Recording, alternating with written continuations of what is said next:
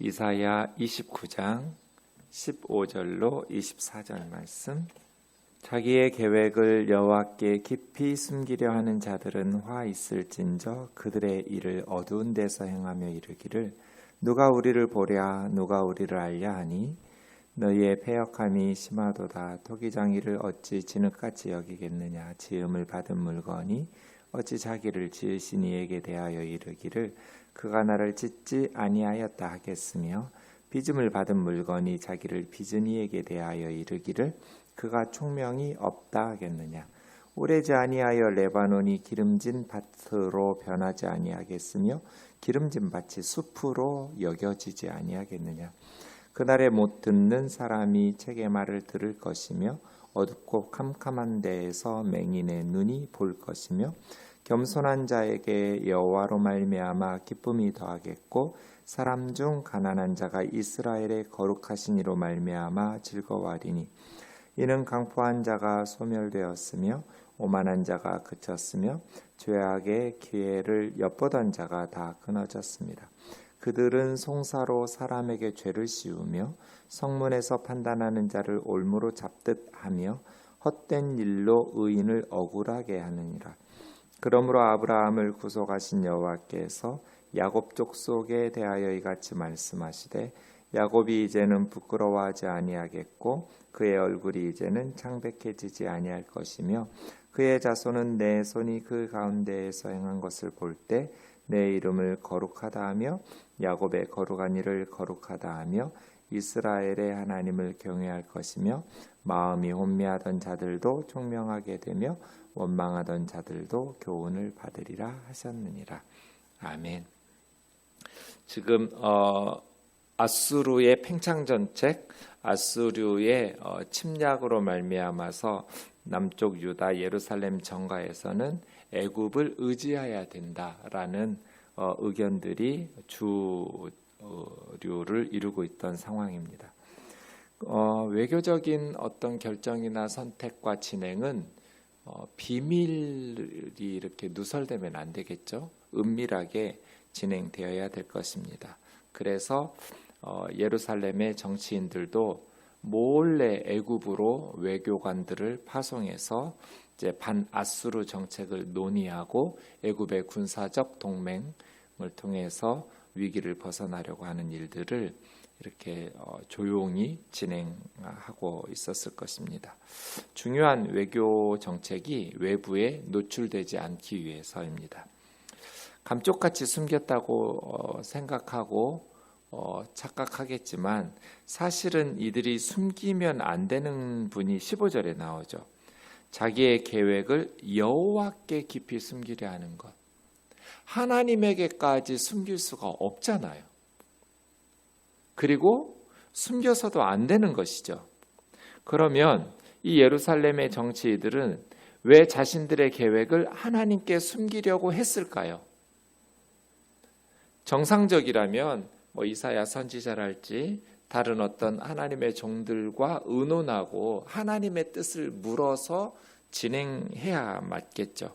그런데 자신들의 정책이 하나님의 뜻과 어긋날 것이라고 생각했기 때문이죠. 이것은 하나님을 무시하고 업신여기는 행위죠. 여호와께 숨길 수 있다고 생각하는 것 자체가 하나님을 업신여기는 행위이기 때문입니다. 그래서 예루살렘의 정치인들이 하나님을 신뢰하지 못하는 것이죠. 자기의 계획을 여호와께 깊이 숨기려 하는 자들은 화 있을진저. 우리는 어떻게 살아가고 있나요? 하나님과 의논하고 이거 분명히 하나님에게 여쭤보면 못하게 하실 텐데 알리지 말고 그냥 해야지.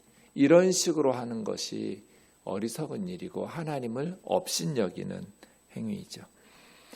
그들의 일을 어두운 데서 행하며 이르기를 누가 우리를 보랴 누가 우리를 알랴 하니 너희의 패역함이 심하도다.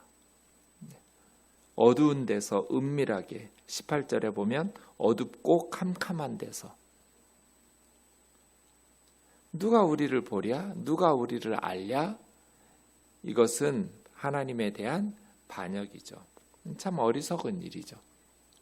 이스라엘은 하나님과 언약을 맺었잖아요. 나는 너희 하나님이 되고 너희는 내 백성이 된다. 나는 너희의 왕이 되고 너희의 아버지가 되고 너희는 나의 백성, 나의 자녀가 된다. 그런 언약 백성이 왕이신 하나님을 몰래 숨기고 깊이 숨겨서 자기들 뜻대로 행한다라는 것은 이 반역이죠. 너희의 패역, 반역함이 심하도다.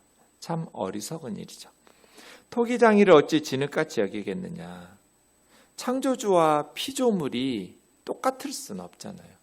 그런데 토기장이를 토기들이 진흙같이 여기면 어리석은 것이죠. 지음받은 물건이 자기를 지으신 이에게 대하여 그가 나를 짓지 않았다 이렇게 말하거나, 빚음을 받은 물건이 자기를 빚은 이에게 대하여 그가 총명이 없다, 그러니까 하나님하고 의논하지 않는 것이죠. 이것은 하나님 앞에 바른 태도가 아니고 있을 수 없는 일이라는 거예요. 어떻게 창조주 하나님을 진흙처럼 여기고 피조물처럼 여기냐. 지음받은 물건이, 또 빚어서 만들어진 물건이 어떻게 자기를 빚으신 창조주 하나님에게 총명이 없다. 하나님 뭘 몰라. 지혜도 없고 지식도 없고 분별력도 없고, 이런 오만하고 교만한 태도로 결정하고 선택하는 것이 어리석을 뿐 아니라 이치에 어긋나는 것이죠. 그래서 화 있을진저예요. 그러나 이제 17절부터는 다시 새로운 메시지가 시작됩니다. 오래지 아니하여. 그렇게 심판을 받은 후에, 그런 어리석음 때문에 하나님의 심판을 받은 후에 오래지 않아서 레바논이 기름진 밭으로 변하지 않겠으며, 레바논은 국토 전체가 숲이에요. 백향목 숲을 이루는 삼림 국가였어요. 그런데 기름진 밭, 또 기름진 밭이 숲으로 여겨지지 않겠느냐, 그런 엄청난 변화가 일어나라는 것이죠.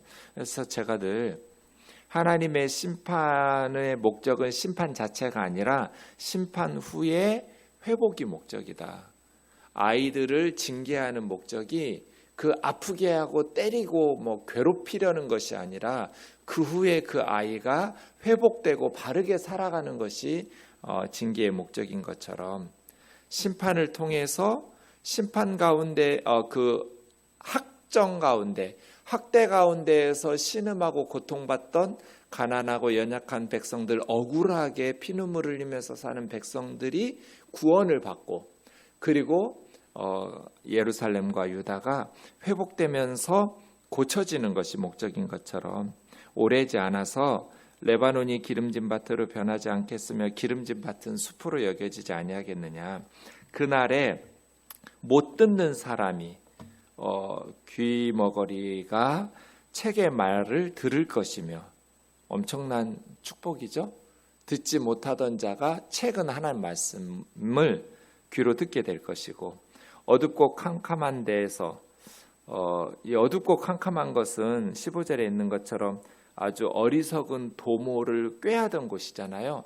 어리석은 계획들을 수립하고 집행하던 어둡고 캄캄한 그곳에서 맹인의 눈이 볼 것이며, 앞을 보지 못하던 분들도 보게 될 것이고, 겸손한 자에게 여호와로 말미암아 기쁨이 더하겠고, 가난한 사람 중 가난한 자가 이스라엘의 거룩하신 이로 말미암아 즐거워하리니, 이런 어떤 기적과도 같은 회복의 역사가 나타날 거예요. 정말 천지개벽이죠. 못 듣던 분들이 듣게 되고, 보지 못하던 분들이 보게 되고, 가난하고 또 비천한 사람들이 하나님으로 인해서 기뻐하고 또 하나님으로 말미암아 즐거워하게 되리니, 어떻게 그런 일이 일어나는가? 19절, 이는 강포한 자가 소멸되었으며 오만한 자가 그쳤으며 죄악의 기회를 엿보던 자가 다 끊어졌기 때문이죠. 어떻게 이러한 회복의 역사가, 기적과도 같은 축복의 역사가 일어나는가? 강포한 자, 강포한 자, 오만한 자, 죄악의 기회를 엿보던 자는 예루살렘과 유다의 타락한 지배계급이겠죠. 부패하고 타락한 예루살렘의 정치인들, 경제인들, 재판관들, 지주들 이런 모든 부패하고 타락한 지배계급 지도자들이 강포한 자가 소멸되고 오만한 자가 그치고 죄악의 기회를 엿보던 불법과 탈법을 통해서라도 자신들의 목적을 추구하는 청년들 세대와 다음 세대가 어떻든지 말든지 가난한 사람들이 죽든지 말든지 눈 하나 깜짝 안 하면서 그냥 그것이 자연스러운 강포함 또 교만하고 죄악의 기회를 엿보면서 기회만 있으면 불법이든 탈법이든 세상의 법도 다 고치고 이사야서 보면 법과 제도들도 다 기득권을 가진 사람들에게 유리하도록 변경시키면서 하나님의 말씀과 하나님의 뜻은 무시하고 자기들에게 듣기 좋은 말씀만 은혜 받는다고 그러고 거짓 선지자들에게 정말 하나님의 종이라고 칭찬하면서 몰려다니고 참 말씀을 전하는 선지자의 말씀, 모세 율법, 이건 구약시대나 지키는 거라고 말하고 이런 식으로 다 무시하면서 악을 행하였던, 그래서 죄악의 기회를 엿보던 자들이 다 끊어졌으며 늘 나라가 잘 되려면 지도자들이 바로 서야죠. 지도자들이 바로 선다라는 것은 지도자들이 백성들의 존경과 칭찬과 인정을 받는 거죠. 특별히 정치인들과 경제인들이 존경을 받아야 돼요. 정말 실력을 기르고 성실하게 기업을 운영하면서. 그러려면 정치인들이 기업가들에게 뇌물 받지 말아야 돼요. 자기들이 다 뒤로 뇌물 받으면서 물론 돈 갖다 바친 경제인들도 잘못이지만 그 시절에 돈 안 갖다 바치면 회사 망하는데 어떻게 안 갖다 바치겠어요. 잘했다는 건 아니지만.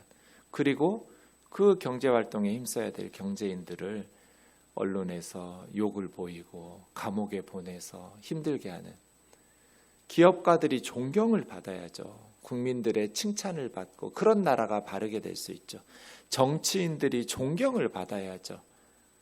국민들의 칭찬과 존경을 받는, 존경받는 기업가들이 많아져야 되고 존경받는 정치인들이 많아져야죠. 그러려면 정당하게 부자가 되고 실력을 길러서 권력을 잡아야죠.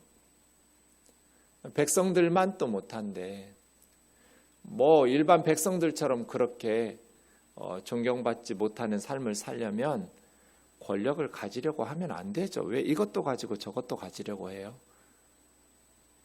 국가와 민족을 위해서 희생하고 헌신하는 그런 마음도 없고 그런 삶을 살지도 않았으면 리더가 되려고 욕심부리면 안 되는 것이죠.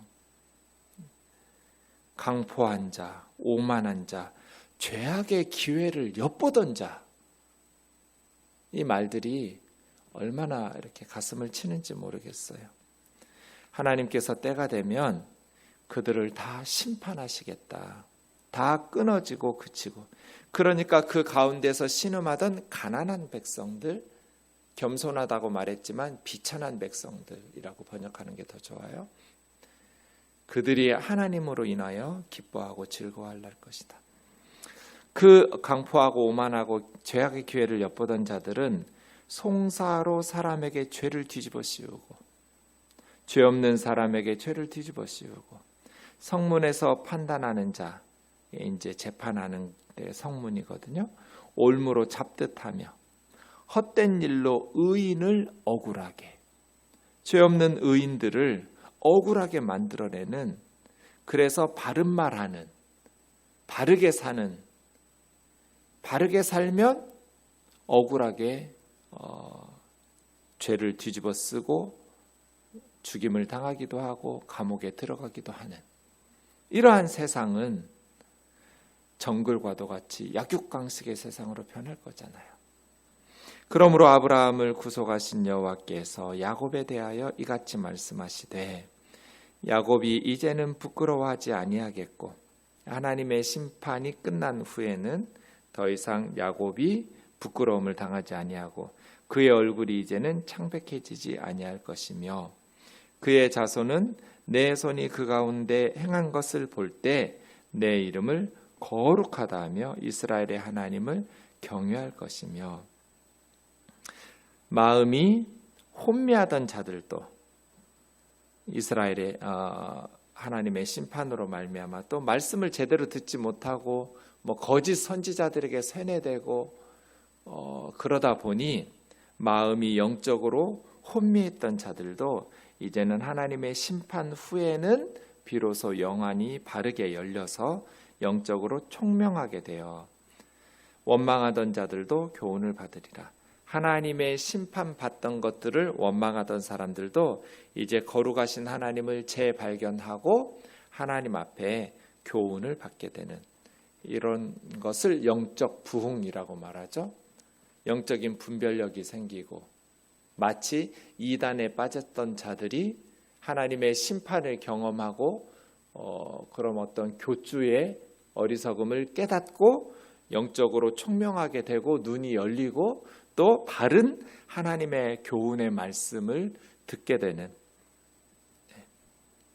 그래서 29장 말씀을 어제와 오늘 마무리했는데요.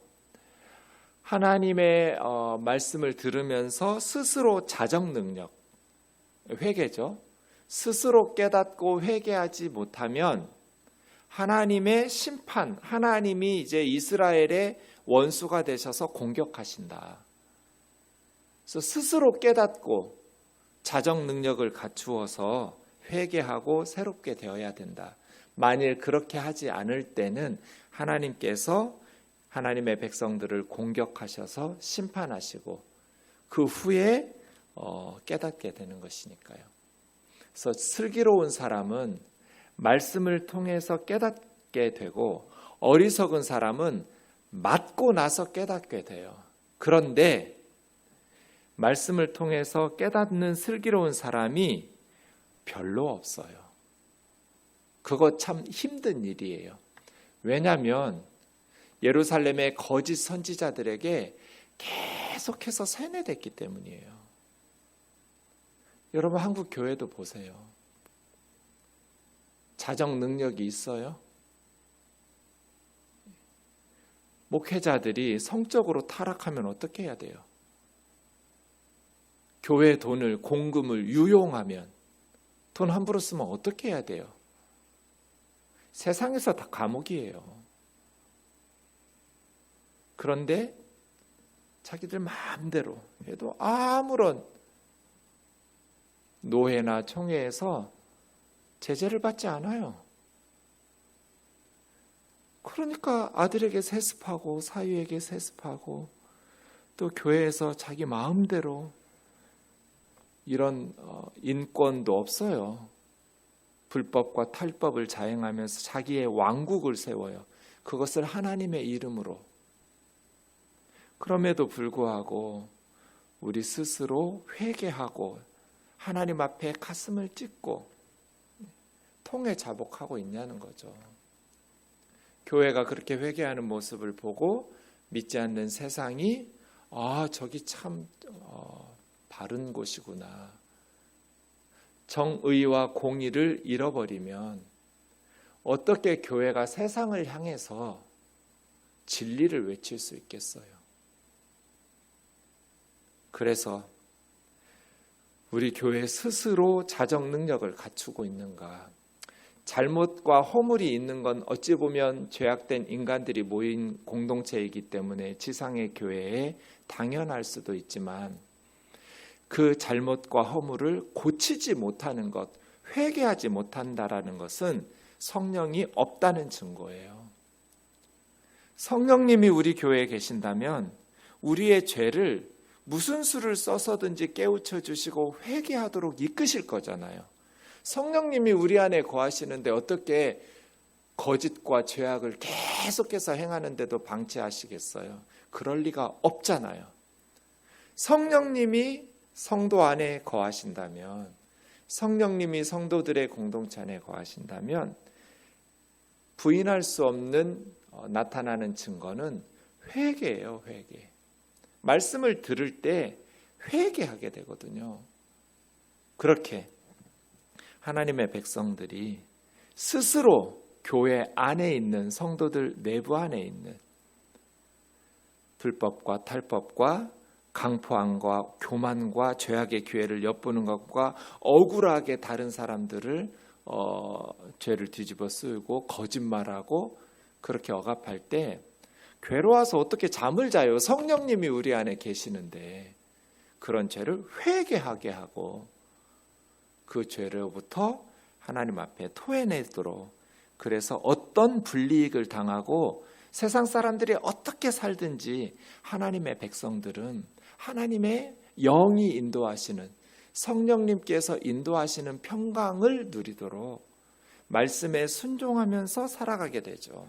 그래서 믿지 않는 세상 사람들로부터도 칭찬을 받게 되고, 어찌 보면 어리석은 것 같고 바보 같은 것 같지만 그것이 진정한 인생의 의미고, 우리 기독인들은 그 주님의 뜻을 행하는 것이 삶의 목표다.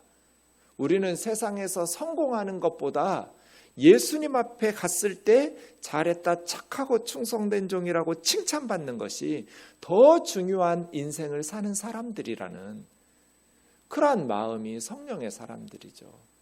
성령님께서 우리를 말씀을 통해서 새롭게 해주시고 마음이 혼미했던 것들이 총명하게 되고 원망하던 자들이 교훈을 받으면서 하나님의 말씀에 귀를 기울이게 되는 이러한 복된 은혜가 있기를 주의 이름으로 축원합니다.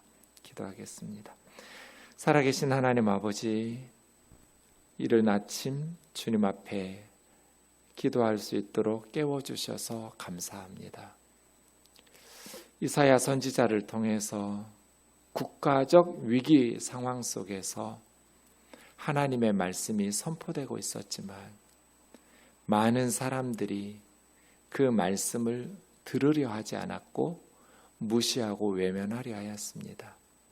현실적으로 어리석어 보이니까요. 애굽의 군사적 원조를 요청하는 것이 유일한 방법 같고 지혜롭고 슬기로운 선택 같아 보이니까요. 하지만 자신들의 계획을 하나님 앞에 깊이 숨기려 하는 것이 얼마나 어리석고 무지한 일인지요. 우리는 창조주 하나님을 진흙처럼 여기며 무시하지 않게 하여 주옵소서. 우리의 모든 행사를 하나님과 의논하고 하나님의 말씀에 맞추어 살아갈 수 있도록 인도하여 주옵소서. 하나님께서 도우셔서 우리의 행하는 모든 일이 풍성한 열매를 거둘 수 있도록 인도하여 주옵소서. 예수님의 거룩하신 이름으로 기도하옵나이다. 아멘.